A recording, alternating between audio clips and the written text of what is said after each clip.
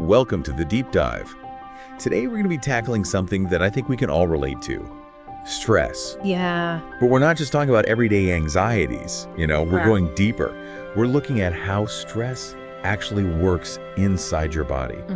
Think of this like your user's manual for stress.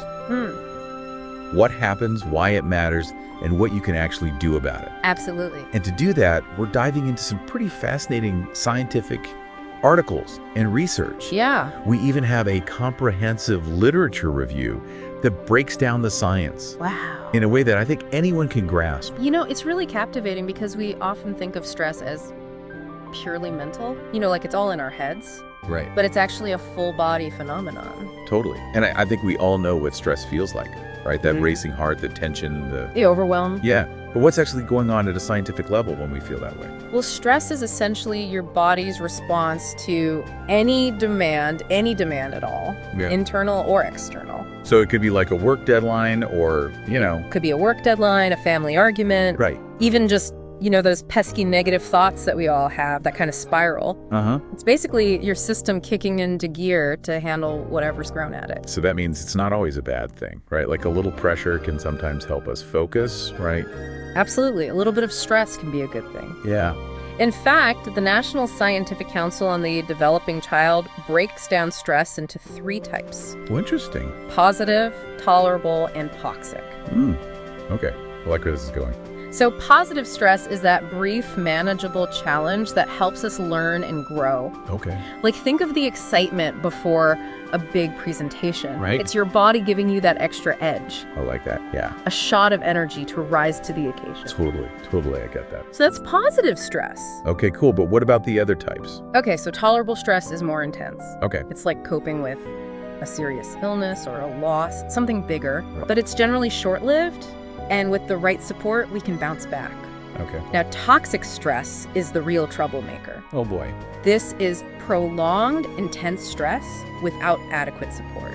So we're talking about like chronic abuse. Yeah, chronic abuse, extreme poverty. Things like that. Exactly, and these can have long-lasting effects. And here's a fact that I found really interesting. Okay. The research actually shows that even before we're born, we can experience stress. Wow. If a mother is under extreme stress during pregnancy, it can actually impact the developing baby. That is powerful. Yeah. It really is a powerful example of that mind-body connection, how deeply stress can affect us. Absolutely. And I think to really understand this impact, we need to look at what happens physically when we're stressed. Yeah. Because it's not just in our heads. It's not just in our heads, it's a cascade of events that happens throughout the body. So walk us through that. What's going on? So your brain, your adrenal glands, those little guys that sit on top of your kidneys, and your nervous system all work together. It's like a whole team effort. It's a team effort, a symphony of stress, if you will. I like that. Okay, so paint us a picture of this symphony of stress. What happens? Okay, imagine you're almost hit by a car. A classic near-miss situation. Oh my gosh, I can feel my heart pounding just thinking about it. Exactly. That's your brain signaling the release of adrenaline. Okay. Giving you that burst of energy to jump out of the way. Wow. So that's the initial alarm phase. Okay, the alarm bell's going off. But if the stressor sticks around, like a looming deadline, another system kicks in, the HPA axis. Okay, so the HPA axis, this is where cortisol comes in, right? The infamous stress hormone. Exactly. Your adrenal glands release cortisol, which helps us cope with long-term stressors. Okay. It provides steady energy, regulates bodily function. But if the stress becomes chronic, it's like that car stuck in high gear, right? Exactly. And that's where the system gets overworked and can malfunction. Okay, so let's talk about that malfunction. What happens when cortisol levels stay high for too long? Does that actually damage our bodies? Well, it can, and one striking example is the effect on memory. Research shows that chronic stress can actually shrink the hippocampus. What? Which is a part of the brain that's vital for forming and retrieving memories. Wow. It's like constant wear and tear on a crucial component. So all those times I blank on a name or forget why I walked into a room, could that be stress messing with my memory? It's certainly possible. Prolonged exposure to cortisol can impact both short-term and long-term memory. Wow. And it's not just forgetting things, it also affects our ability to learn new information effectively. Okay, so if I'm feeling super stressed, I'm basically making it harder on myself to learn anything new. Think about it. When you're stressed, it's harder to focus, Right. to process information, to make new memories. Like trying to study in a noisy room. Exactly. Your brain just can't function at its best. That makes perfect sense. So managing stress is really crucial for learning. Whether you're a student or a professional or just someone who loves to learn new things, like me, Absolutely. keeping that stress in check can make a huge difference. It really can. And the impact of chronic stress extends far beyond memory and learning, too. Well, on that note, I think it's time for a quick break. Okay. We'll be back soon to continue our deep dive into all the fascinating and sometimes unsettling ways stress affects our bodies. I'm ready for it. Me too. We'll be right back.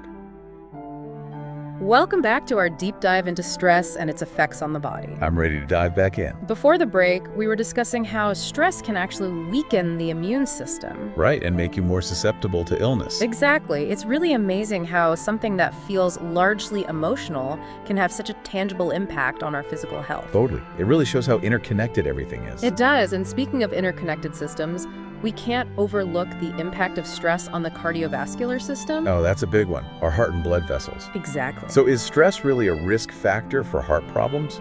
Well, the link is well established. Think about what happens when you're stressed. My heart races. My blood pressure goes up. Exactly. Your blood pressure rises. Even your blood vessels constrict. Wow. This is that classic fight or flight response in action. Right, our body is preparing to deal with a threat. Exactly. It's designed to be a short-term boost, to help you out of a dangerous situation. But if it's constantly activated by chronic stress, that's where the problems start. Precisely. Imagine your body is constantly revving its engine, ready to take off at any moment. Over time, this can actually damage the lining of your blood vessels, Oh no. making them more susceptible to plaque buildup. And that's atherosclerosis, right? Exactly, the hardening and narrowing of the arteries. Which restricts blood flow. And that can lead to high blood pressure, heart attacks, strokes. So stress really can have a serious impact on our long-term health. It's not just about feeling better mentally, it's about preventing these physical health issues down the road. And speaking of taking a proactive approach, one of the articles we're looking at today focuses on the role of diet in stress management. Oh, interesting. It suggests that stress can actually deplete certain nutrients in the body. It's fascinating, isn't it? We tend to think of food as comfort during stressful times. Right, like emotional eating. But it's more than that. We actually need to replenish the nutrients that stress depletes to help our bodies cope. So it's like we're giving our bodies the building blocks they need to withstand that wear and tear of stress. Exactly. So what kind of nutrients are we talking about? Well, magnesium is a big one. Okay. It's involved in over 300 bodily processes, Wow, that's a lot. including muscle function, nerve transmission, even regulating those stress hormones. Is it like a multitasker when it comes to stress? It really is. And when we're chronically stressed, our magnesium levels can plummet. And that makes us even more susceptible to stress's negative effects. Exactly. It's a vicious cycle. So where can we get more magnesium? Should we be popping supplements? Supplements can be helpful, especially during particularly stressful periods, but there are also plenty of delicious magnesium-rich foods out there. Give me some examples. I need to stock up. Leafy green vegetables, spinach, kale, Okay. nuts and seeds, legumes, even dark chocolate. Dark chocolate for stress management.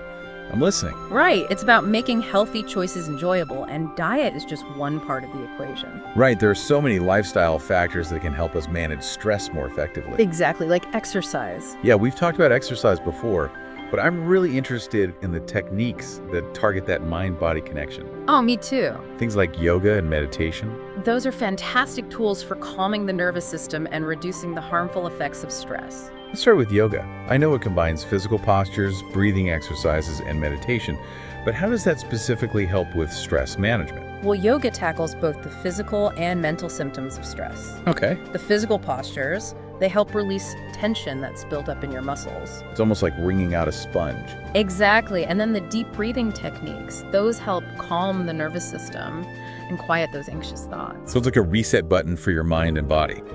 You could say that, and it's more than just a temporary feeling. Really? Studies show that regular yoga practice can lead to long-term changes in the brain. Wow. It can actually increase gray matter in areas associated with emotional regulation and self-awareness. So it's like we're training our brains to be less reactive to stress. Exactly. More resilient in the face of challenges. I like that, building up that resilience muscle. Exactly. And that's the beauty of yoga. It's a practice that can fundamentally transform your relationship with stress. I love that.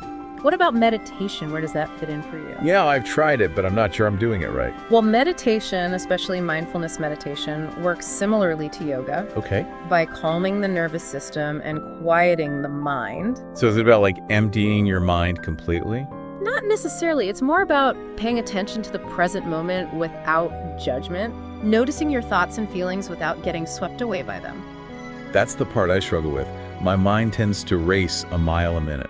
That's completely normal. Most of us aren't used to simply observing our thoughts. Right. But that's what mindfulness trains us to do, to create a space between a thought or feeling and our reaction to it. So instead of getting hijacked by stress, we can choose how to respond to it. Precisely. And research shows that mindfulness meditation can lower stress hormones, improve sleep, boost your immune system. Wow. It can even increase gray matter in areas of the brain related to attention, emotional regulation, self-awareness. Those are some impressive benefits. It sounds like it's worth giving another try. I encourage you to. There are so many resources available, from apps to guided meditations. I'll have to check those out. You might be surprised by the profound shifts it can bring. Before we get too zen, I want to circle back to the gut-brain connection. Okay. We talked about how stress can disrupt that communication. But I'm fascinated by this idea that our gut has its own nervous system, often called the second brain. It's mind-boggling, isn't it? It really is. So let's dive into the world of a gut microbiome, because I think this is where things get really fascinating. Okay, let's do it. So can we start with a simple breakdown of what the microbiome is and why it matters? Because I hear that term thrown around all the time. Think of it as a vast ecosystem living inside your gut. Oh, Trillions of bacteria, viruses, fungi, all these microorganisms. it's like a whole world in there. It really is. And this community plays a crucial role in your health, influencing everything from digestion to immunity, even mood and brain function. Wow, so it's not just about processing food. Not at all. And one of the most remarkable discoveries is its communication with the brain. Right, that gut-brain connection. It's this complex interplay of nerves, hormones, and immune signals, a constant two-way conversation happening inside you. Okay, but how does stress disrupt that conversation? Well, stress hormones, like cortisol, can directly impact the composition and function of your gut microbiome. Okay. It's like they throw a wrench in the works, altering the balance of bacteria, reducing diversity. So it's not good. Not really. It can even impair the gut barrier that keeps harmful substances from leaking into the bloodstream. So stress is essentially creating chaos in this delicate ecosystem. You could say that, and that chaos can have ripple effects throughout your body. We'll have to hear more about those ripple effects after a quick break. Sounds good. Stay with us as we continue our deep dive into this fascinating world of stress and the human body. Welcome back to the deep dive. Before the break, we were talking about how stress can really throw our gut microbiome out of whack Right, like totally disrupt the balance. and potentially cause problems throughout the body. It's like a chain reaction. You know, stress disrupts the balance, and then the consequences start to ripple outward. So what kinds of problems are we talking about? Is it just digestive issues, or can it affect other aspects of our health? Well, digestive problems are a big one, you know, irritable bowel syndrome, inflammatory bowel disease, even heartburn and indigestion stress can make all of those worse Oh, wow. by altering that gut microbiome. So those butterflies in your stomach before a big presentation, that's just the tip of the iceberg when it comes to stress and gut health. It can be, and what's really fascinating is that there's emerging research suggesting that the gut microbiome might actually play a role in mood disorders like anxiety and depression. Wait, really? So our gut bacteria could be influencing our mental health? It really highlights the power of that gut-brain connection. That's incredible. Remember that two-way communication we were discussing? Uh-huh. Well, it turns out that the gut microbiome actually produces neurotransmitters like serotonin and dopamine, which are crucial for mood regulation. So if stress disrupts the gut microbiome, it could also disrupt the production of these mood-regulating chemicals. That's the thinking, and that could contribute to feelings of anxiety, low mood, even sleep problems. Wow, so it really underscores the importance of taking care of our gut health, especially during times of stress. Absolutely. This whole gut-brain connection is really mind-blowing. It is. It makes you realize just how interconnected everything is in the body. It's remarkable. The more we learn about the microbiome, the more we understand its significance for overall health and well-being. So we've talked about how stress impacts the gut microbiome and how that disruption can lead to a whole host of problems. But the big question is, what can we do about it? Is there any way to protect our gut health when we're feeling stressed? Absolutely. One of the most effective strategies is to focus on nourishing your gut with prebiotics and probiotics. Okay, prebiotics and probiotics, those terms get thrown around a lot, but I'm not always sure what they mean. Can you break it down for us? Think of prebiotics as fertilizer for the good bacteria in your gut. Okay. They're types of fiber that we can't digest, but the beneficial bacteria in our gut can. It's like giving them a feast to help them flourish. So we're feeding the good guys to help them outcompete the bad guys. Exactly. And you can find prebiotics in foods like onions, garlic leeks, asparagus, bananas, oats. Okay, got it. So prebiotics are all about providing that nourishment for the beneficial bacteria. What about probiotics? Probiotics are the actual live beneficial bacteria that we want to introduce into our gut. Yeah. You can get them through fermented foods like yogurt, kefir, sauerkraut, kimchi, Oh, I love kimchi. or through probiotic supplements. So it's like we're giving our gut a boost of healthy reinforcements to help it fight back against the negative effects of stress. That's a great way to put it. And research suggests that prebiotics and probiotics can improve gut health, reduce inflammation, and even support mental well-being. So eating a diet rich in these foods is like investing in a healthy, resilient gut microbiome that can better handle stress. Precisely. And don't forget the stress management techniques we talked about earlier, exercise, yoga, meditation. Those all play a role in supporting a healthy gut. Right, it sounds like it all comes full circle. Reducing stress helps support a healthy gut microbiome, which in turn can make us more resilient to stress. Exactly. It's a beautiful example of the interconnectedness of our bodies and the importance of a holistic approach to health. Well, I feel like we've really covered a lot of ground today. We explored the science behind stress, its impact on the body, the fascinating world of the gut microbiome, and even some practical strategies for managing stress and protecting our health. It's been a truly deep dive. It has. And I hope listeners walk away feeling empowered to take a proactive approach to their well-being. Me too. By understanding how stress affects us and adopting healthy habits, we can all build resilience and live more balanced lives. Absolutely. And remember, it's about progress, not perfection. So true. Start small, a walk in nature, a few minutes of deep breathing, adding some fermented foods to your diet, and build from there. Every step you take, no matter how small, is a step in the right direction. Well said. That wraps up our deep dive into the fascinating world of stress and the human body. We hope you've enjoyed the journey as much as we have. And remember, you have the power to create a more balanced and resilient life. Thanks for joining us on the deep dive. Until next time, take care of yourselves and keep those stress levels in check.